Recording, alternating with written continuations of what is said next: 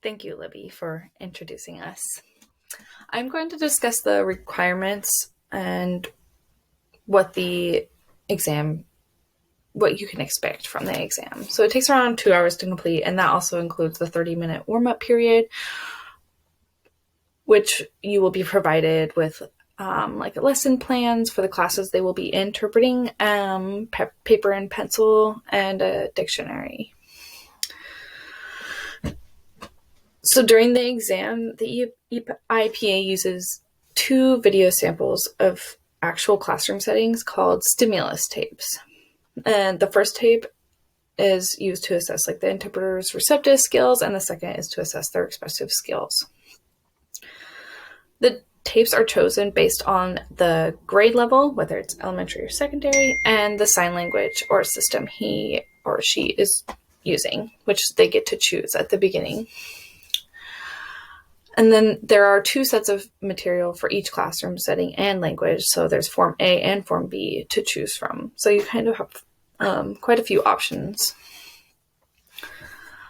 And Oregon requires that candidates must take the knowledge and performance sections and also receive a score of 3.5 or above an overall score in order to be considered qualified to work in the education setting.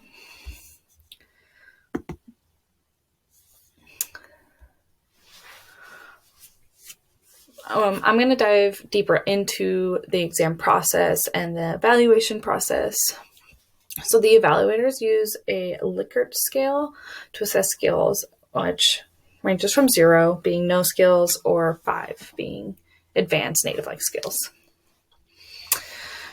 The evaluators work in teams of 2 or 3, but they always have 1 deaf and 1 hearing evaluator for each team. And they look at every skill set, but they don't pick out isolated incidents from each skill set. They look more for patterns of skills.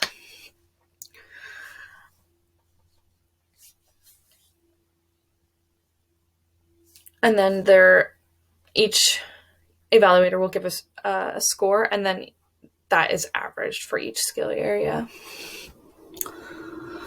The evaluation process can take several months to complete,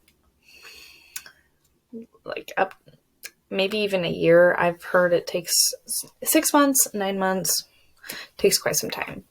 But once the evaluations are complete, candidates receive their test results and feedback on the interpretation performance. And in those test results, it's going to include the rating form of the average scale or average scored for each rated item and the overall average score.